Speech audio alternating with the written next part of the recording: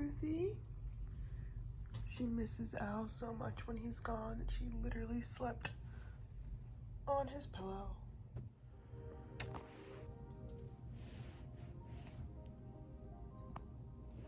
So every morning Murray waits right here for me to start, or Al if he's home, to start brushing our teeth because he loves the water. Let's see.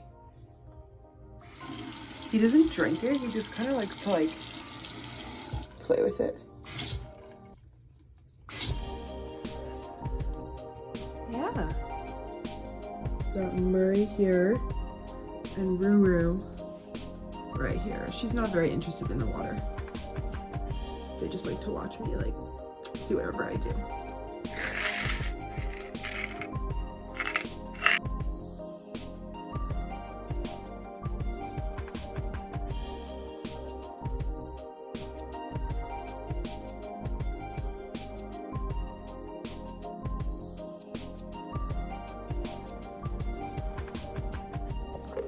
Good morning. Our first weekend vlog. I am having some blueberry waffles with butter and maple syrup for breakfast. It's really hitting the spot. I love the salted butter with the sweet maple syrup. I love a sweet and salty moment. When food is good, I just like to do this like food is good dance. How I decided on having blueberry waffles with butter and maple syrup for breakfast. My first thought is, okay, I wanna go on a run today. I haven't been on a run in like, I don't know, a while. I have to check my little running app, probably like over a month. So I didn't wanna have something too fibrous or with too much fat because I wanted something where the energy would be very quickly accessible. So what happens is carbs enter our bloodstream the quickest. And when we pair a carb with protein, fat, and or fiber, it slows the absorption of the carb into our bloodstream, which sometimes can be really useful. If we're trying to create a situation where we want the meal to carry us for a longer time, then yeah, we want to add protein, fat, and or fiber to the carb to give it more of that staying power. But in this case, I actually don't want that. I want just a little staying power, but overall, I want the carb to hit my bloodstream pretty quickly and to be pretty quickly accessible because I'm gonna go get changed and then go on this run. And if I had something with a lot of protein, fiber, fat, then that energy from those carbs might not be accessible in my bloodstream yet. And it could also create digestive discomfort if my body's working really hard on breaking down the protein, fat, and or fiber while I'm exerting on the run. And that isn't fun. I don't want to feel that feeling on my run. So I went for just the waffles, which are pretty much straight carb, maybe a teens of fiber. I think they might be multi-grain. There's a bit of fat from the butter, so that's going to give me that little bit of staying power, but not very much. And then I added extra carb by adding the maple syrup. Maple syrup is pretty much just sugar, and sugar is the simplest form of carb. So that means it's going to hit my bloodstream very quickly. So that's a little nutrition lesson. And I think this is a great example of how there is no morality here. Like a food that hits your bloodstream quickly, I think that often gets demonized as like, ooh, it's gonna spike your blood sugar and that's bad. But it's not. It's morally neutral and sometimes it's useful depending on what you're going for. If you need that energy quickly accessible for a workout, or if you're feeling really hungry and lightheaded and you want to feel a hit of energy pretty quickly, then yeah, you're gonna want something that's more simple carbs as opposed to something with protein, fat, and fiber that's gonna take longer to hit your bloodstream. So health is relative. Right now, the healthiest thing I could have would not be like a salad with quinoa and eggs and vegetables, because that would not make me feel good on my run. And I also wouldn't have access to that energy very quickly. Whereas a waffle with butter and syrup, perfect optimized situation for exactly what I'm about to do. I'm about to head out. I put one of these Gatorade packets in my little like running water bottle. I'm not going for that long, but because I know it's gonna be so hot today, I just wanna give myself a little extra hydration and also carbs. There's carb from the sugar in the yellow Gatorade packet. I just got to the Trader Joe's parking lot, which is where I park to run around this lake in town. and I checked my little Nike app. It's been like a month since I've gone on a run. Before I healed my relationship with food and my body and movement, I used to feel like, oh my God, it's like all or nothing. I'm either like running every day or like working out consistently or not at all. And like, what's the point even? And obviously that creates a pretty intimidating relationship with movement, because then it's like, okay, well, if I run today, then I need to be good this week and run X amount of times this week to make it count. And at that time, my relationship with running was purely about manipulating my body size. I like would try to tell myself it was about health and other things, but it just wasn't. Nowadays, running is really about getting fresh air. It feels good in my body. It helps me not feel like sore and have like hip pain and joint pain. And it's good for my mental health and my anxiety and all these other things. So whenever I can fit one in and feel called to do it, I do it. And it's not like this all or nothing sort of coercive relationship with movement. And guess what? That makes me actually have a more sustainable relationship with it. So even though it's been a month, I kind of naturally gravitate back towards running. It's something that's been in my life for a long time because I actually like the way it makes me feel, and it's not about trying to see my body change. I'm gonna go on this run and I think it'll feel nice. It's getting hot. I'm a little bit like worried about the heat, but if I don't feel it, I can always walk, and that's okay too. So I will check in with you after.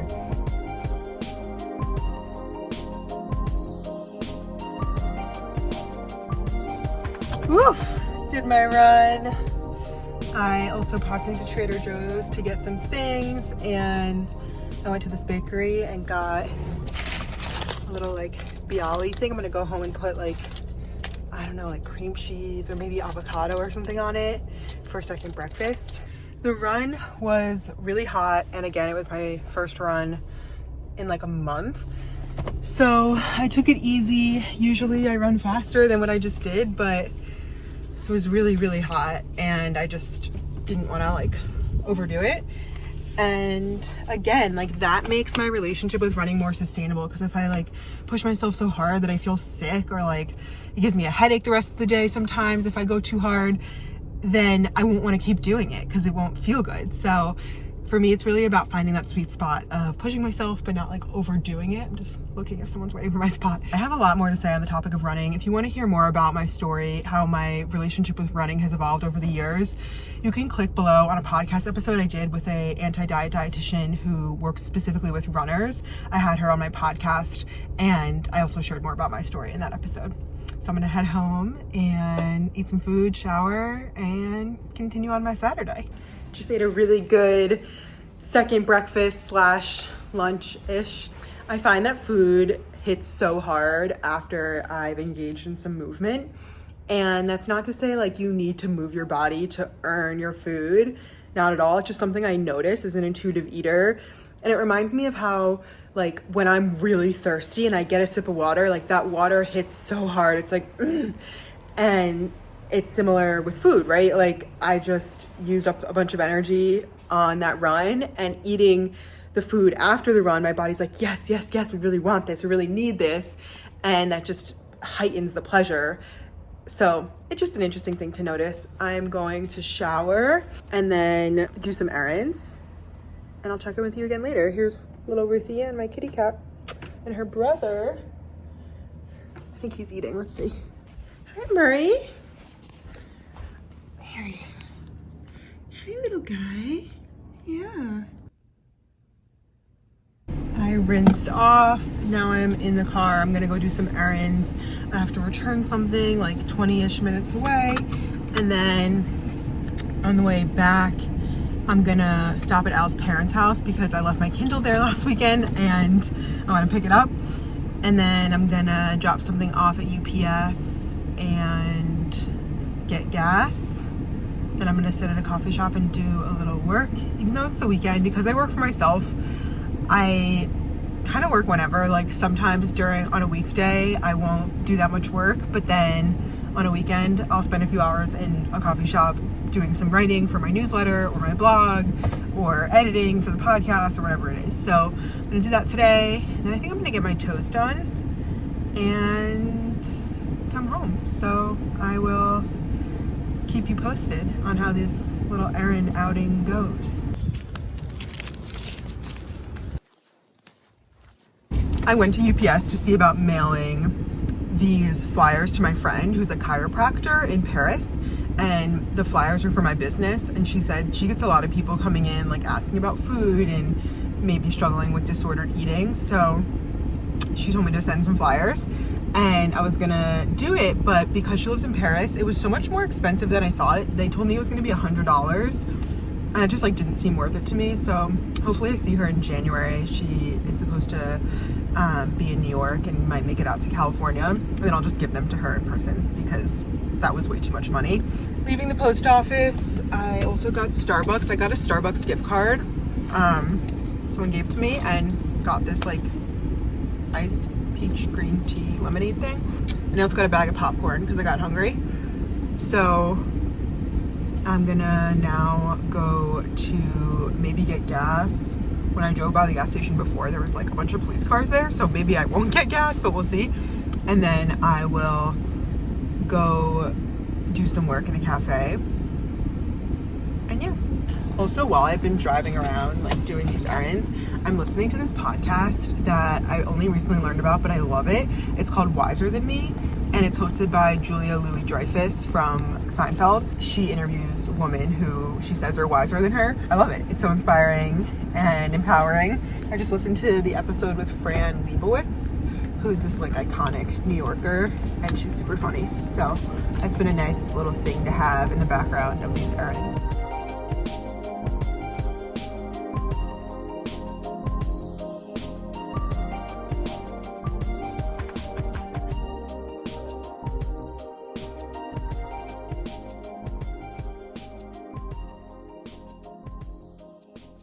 I'm home from being out and about with my errands, my coffee shop time, my nails.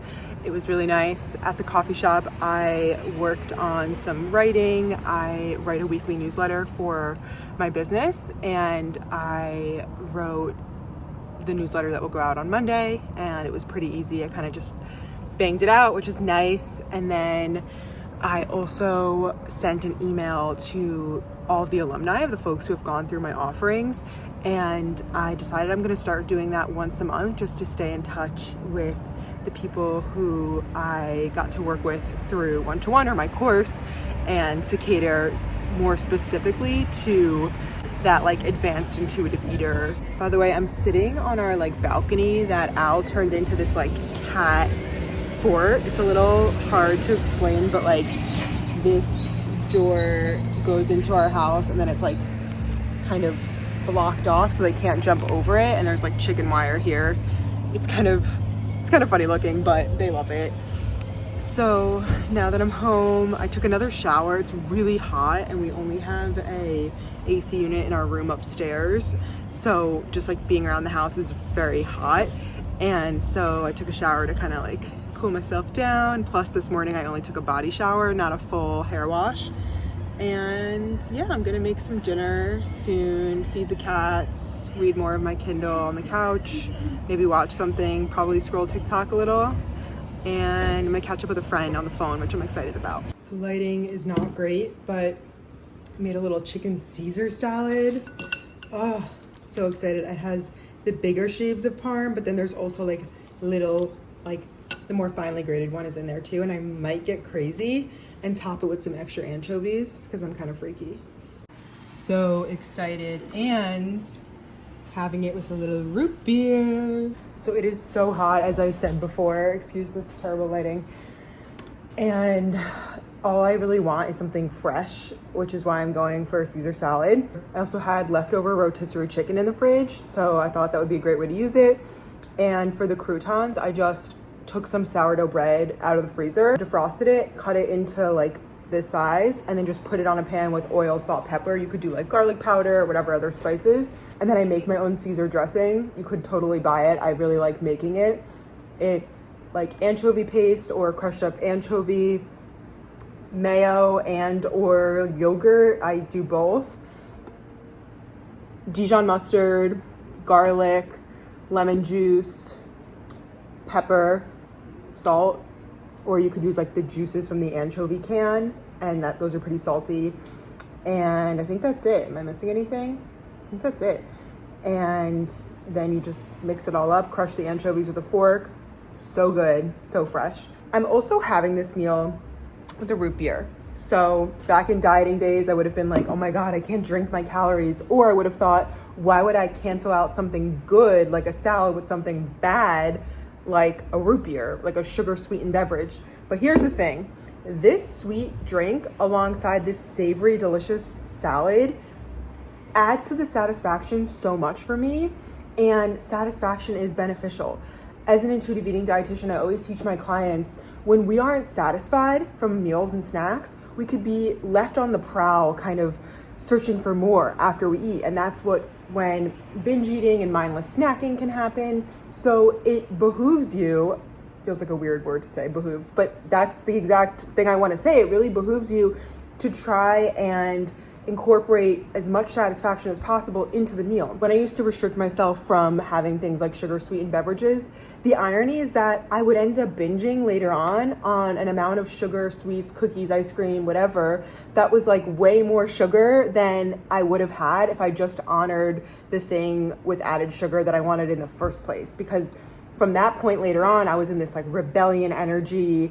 I was numbed out, feeling shame, and that made it harder to stop and feel my body's cues. Consider what you can add to a meal to increase satisfaction. It will help you move on after the meal without dwelling, because you'll actually be really fulfilled from the eating experience. So I'm gonna go eat this salad. I'm so excited. I think I'm gonna watch some YouTube while I eat, because I'm home alone this weekend and that adds satisfaction to my eating experience. Contrary to popular belief, I have no issue as a dietitian with the idea of distracted eating. The thing I always share with clients is we just want to make sure that while you're eating, you're not doing something that's really going to stress you out, because that can activate sympathetic nervous system and inhibit your digestion. But if you're watching like a funny show or chatting with a friend on the phone, those are all things that would activate parasympathetic nervous system, which is our rest and digest system, which is the optimal system to be activated while eating. So I'm gonna go watch some YouTube, eat this salad, drink this root beer, and then I'll catch up with you later in the night. Hey guys. Hey kitties. Boop. There you go. Got into bed with my Kindle. It's a little early, but it's so hot, and our room is the only room that has AC. So I just got into bed early. And what did I do the rest of the night? I talked to a friend on the phone for a while, like an hour, played with the cats, their little like toy feather thing where I just like chase them around the house with it and they love it. I scrolled TikTok a little, had some dessert, just hung out pretty much, cleaned the kitchen. It's an absolutely riveting weekend over here. So this is where I'm gonna end the vlog. I'm gonna read my Kindle and enjoy the AC. The only bummer is that the AC is loud and cold and the cats don't like that. So I want to have kitty cuddles while I read my Kindle, but honestly being cool is more important to me, so I'm choosing the AC over them, but I'll probably shut it off or lower it in the middle of the night, and they'll probably come hang out with me, because that's what they did last night. Thanks for watching. I've really been having fun with these vlogs, and it feels like a fun way to get to give you a taste of what it's like inside the brain of an intuitive eating dietitian without being on Instagram, because Instagram was no longer feeling aligned, and I'm so far really enjoying my YouTube journey. Stay tuned for another vlog either next week or the week after, we'll see. And I'll see you next time.